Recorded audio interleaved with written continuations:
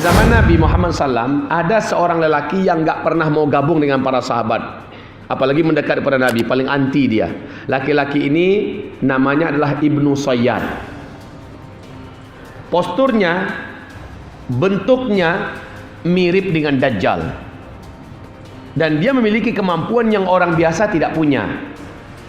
Laki-laki ini anti betul mendekati para sahabat, apalagi Nabi Muhammad. Selalu mengintai-intai dan melihat dari jauh. Satu ketika Rasulullah dengan Umar bin Khattab sedang di luar, selagi ngobrol-ngobrol, dari arah kebun kurma nampak Ibnu Sayyad ini sedang mengintai-intai, Pak. Dari batang kurma ke batang kurma yang lain, dia melesat dengan kecepatan yang manusia biasa nggak ada yang punya kecepatan itu. Sep, sep, sep, sep, begitu cepatnya. Umar lah segera menghunus pedangnya dan dia minta izin pada Rasulullah. Ya Rasul, izinkan saya. Kata Rasul, mau ngapain? Saya mau bunuh itu. Dia adalah Dajjal. Saya yakin ya Rasul, dia adalah Dajjal. Maka apa kata Nabi? Hai Umar, jika itu benar-benar adalah Dajjal, bukan kamu orang yang sanggup melawannya. Dia bukan lawan kamu. Dia bukan tandingan kamu. Dan kalau dia bukan Dajjal, apa guna bagi kamu membunuh orang? Coba lihat bahasa Nabi, digantung bahasanya ya. Kalau Nabi mau, simpel saja. Hai Umar, ente mah terlalu semangat. Dajjal itu ntar akhir zaman, hai Umar. Itu bukan Dajjal. Apa salahnya Nabi ngomong kayak gitu kan? Tapi bahasa Nabi dibuat gantung. Kalau itu Dajjal, kamu bukan lawannya. Kamu kagak ada apa-apanya Umar. Dan kalau dia bukan Dajjal, lalu kamu bunuh dia, apa guna bagi kamu bunuh orang sembarangan? Gitu. Coba kaum muslimin, ternyata ketika Rasulullah meninggal dunia, digantikan kekhalifahan oleh pemerintahan oleh Abu Bakar As-Siddiq. Abu Bakar meninggal dunia, Umar yang menjadi khalifah. Menjelang Umar meninggal dunia, setelah dia ditusuk 9 kali tusukan yang itu menjadikan kematiannya, Umar masih berkata, demi Allah, saya yakin betul Ibnu Sayyad itu adalah Dajjal. Coba lihat, ternyata keyakinan itu tetap dipelihara oleh Umar bahwa Ibnu Sayyad adalah Dajjal. Ternyata Umar bin Khattab nggak sendirian dalam keyakinan itu. Safiyah juga sangat yakin radhiyallahu anha bahwa Ibnu Sayyad adalah Dajjal. Aisyah radhiyallahu anha juga sangat yakin Ibnu Sayyad adalah Dajjal. Anas bin Malik, Abu Dzar Al-Ghifari, Ubay bin Ka'ab, sahabat-sahabat Nabi tidak sedikit yang yakin bahwa Ibnu Sayyad adalah Dajjal. Padahal Dajjal adalah tanda besar kiamat yang kedua. Artinya sekali lagi apa? Bahwa boleh, sah, benar jika kita melakukan pencocok-cocokan antara hadis-hadis akhir zaman dengan fenomena yang nampak di permukaan. Sebab ini sudah dibuat oleh para sahabat. Baiklah kaum muslimin yang kami muliakan, ternyata berjalan ribuan tahun setelah para sahabat meninggal, kekhilafahan berganti dengan fase berikutnya, lalu berganti dengan fase berikutnya. 1400 tahun sekarang, ternyata belum kiamat-kiamat juga, kan gitu kan? Maka Masya Allah, ternyata di zaman ini hadis-hadis tentang akhir zaman yang diceritakan Rasulullah saling berlomba memaksakan diri, ibaratnya menampakkan diri untuk memberitahu kepada orang banyak, inilah akhir zaman. Saya akan buktikan nanti insya Allah ta'ala. Dan ini sesuatu yang sulit untuk kita bantah, Pak. Di zaman sahabat nggak ada, adanya semua di zaman kita. Dan itu saling berpacu berlomba-lomba menampakkan diri. Seharusnya semangat meyakini akhir zaman itu harusnya adalah kita. Lalu total dalam beramal, total dalam beribadah, total dalam hidup lebih soleh. Harusnya kita, karena tanda-tanda itu nyata nampak di zaman kita semuanya. Saya contohkan pertama, hadis sahih Imam Muslim. Hadis ini diceritakan oleh Umar ibn Khattab radhiyallahu anhu. Bainama nahnu julus inda Nabi sallallahu alaihi wasallam. Saat kami sedang duduk-duduk bersama Rasulullah sallallahu alaihi wasallam, sedang enak ngobrol-ngobrol ngelilingi Rasulullah. Idh tala'a alaina rajul syadidu sawari sya'r, syadidu bayadi thiyab. Tiba-tiba saja muncul ke tengah-tengah kami seorang lelaki yang asing, sangat hitam, rapi dan tersisir rambutnya, sangat putih jubahnya, la yura alaihi athar safar, enggak nampak bahwa dia baru saja habis menempuh perjalanan jauh. Dulu kan enggak ada mobil Pak, enggak ada pesawat. Harusnya kalau bekas tanda safar, mukanya kusam, rambutnya acak-acakan, bajunya lusuh dan seterusnya. Ini enggak nampak, bersih kayak orang baru keluar dari salon. Rapi banget. La ya'rifuhu minna ahad. Tidak seorang pun di antara kami kenal dengan laki-laki itu.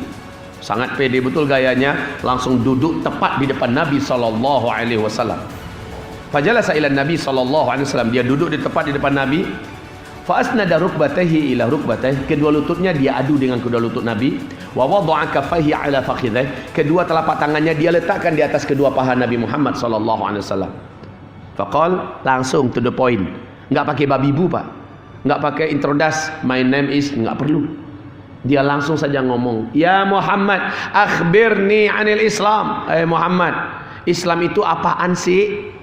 Maka Nabi menjawab dengan rukun Islam yang 5. Setelah Nabi menjawab, al-Islamu an tashhada an la ilaha illallah wa anni rasulullah wa tuqima shalah wa tu'tiya zakah wa tasuma ramadan wa tahujjal baita in istata'ta ilaihi sabila. Setelah Nabi menjawab begitu, apa kata laki-laki ini? Sadaqta, bagus, jawaban engkau benar. Fa'ajibna lahu yas'aluhu wa yusaddiquh, kata Umar. Heran kami dengan orang ini. Dia yang datang, dia yang bertanya, dijawab Nabi, dia yang membenarkan jawaban Nabi. Siapalah ni orang sebenarnya? Lalu dia bertanya lagi, akhbirni anil iman, kabarkan kepadaku tentang iman. Apa itu iman? Maka Nabi menjawab dengan rukun iman yang 6. Al-iman an tu'mina billah wa malaikatihi wa kutubihi wa rusulihi wal yawmil akhir wal qadari khairihi wa syarrihi. Sekali lagi setelah Nabi menjawab dengan rukun iman yang 6, laki-laki ini berkata, sadaqta, bagus, jawaban yang ini juga tepat. Lalu dia bertanya tentang ihsan. Nabi menjawab, ihsan itu adalah anta'budallah ka'annaka tarah fa in lam takun tarah fa innahu yarak.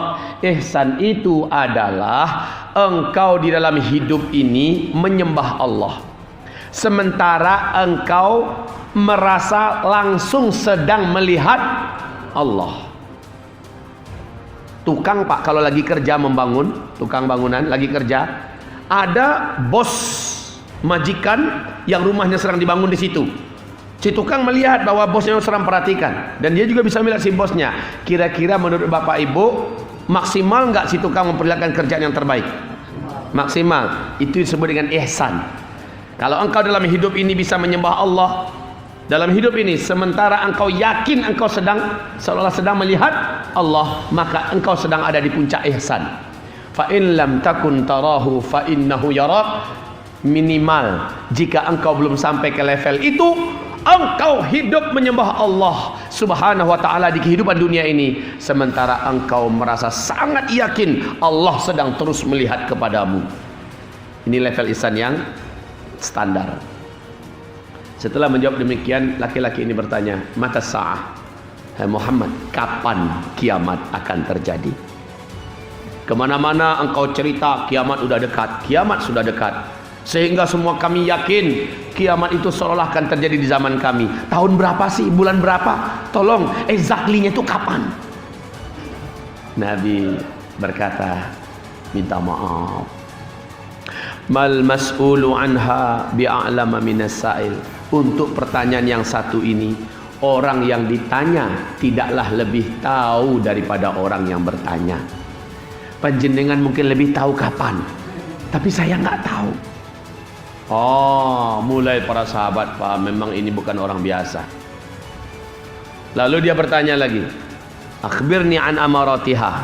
Awas, jawaban Nabi mengatakan saya tidak tahu.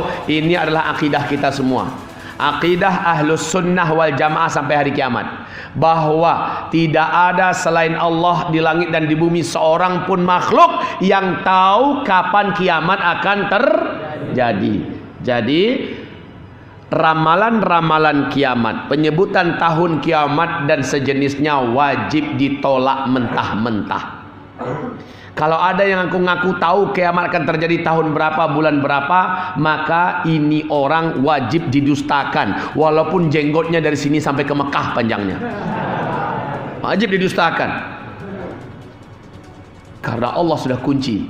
Ila rabbika muntahaha. Hanya Allah yang tahu kapan pastinya kiamat. Oke, setelah Nabi menjawab demikian, saya nggak tahu. Mungkin kamu lebih tahu daripada saya. Maka laki-laki itu bertanya, akhbirni an amaratiha. Kalau ciri-cirinya ente tahu nggak, hai Muhammad? Kata laki-laki yang bertanya, kalau ini pertanyaan ente, ini gue banget ini, katanya. Ini memang saya spesialisnya. Sini dengerin baik-baik ya. Saya bocorkan sedikit aja, katanya. Antalidal amatu rabataha wa antaral hufatal uratal alata ri'a asya yatatawaluna fil bunyan. Setelah Nabi menjawab demikian, laki-laki tersebut puas. Lalu dia pergi. Baru aja jalan, dicolek oleh Rasulullah Umar dekatnya. Umar, ente tahu tuh orang siapa? Kagak ya Rasul. Umar, tangkap. Bawa dia ke sini. Giliran kita yang tanya tuh orang siapa? Siap ya Rasul.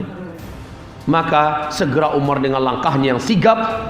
Dalam sejarah kan langkah kaki Umar bin Khattab itu Pak, hampir 2 kali langkahnya para sahabat yang lain. Karena dia tinggi besar. Umar bin Khattab itu terkenal di Jazirah Arab jagoan gulat, jagoan tinju, jagoan kelahi. Lawan gulat kalau tahu lawannya adalah Umar langsung kencing di tempat.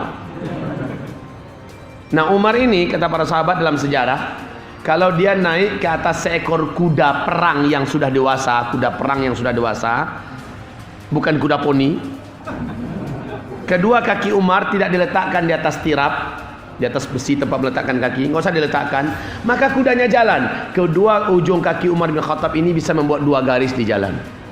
Ini menandakan tinggi besar Umar bin Khattab. Nah, dengan langkah yang sigap dan cepat, dia tinggi besar tapi lincah Pak, sigap, menyusul keluar. Udah nggak ada. Nah luar itu Masjid Nabawi kan masih banyak gurun sahara yang luas. Rumah masih jarang-jarang, nggak kayak kita Pak, banyak lorong-lorong tikus. Baru keluar rumah begitu padatnya kan, hilang orang wajar. Kalau ini enggak. Kemudian Umar sudah enggak dapat lagi datang kepada Rasulullah. Ya Rasulullah, he's gone. Ini, ya Rasulullah udah pergi, udah hilang, enggak tahu tuh kemana. Kata Rasul, innahu Jibril.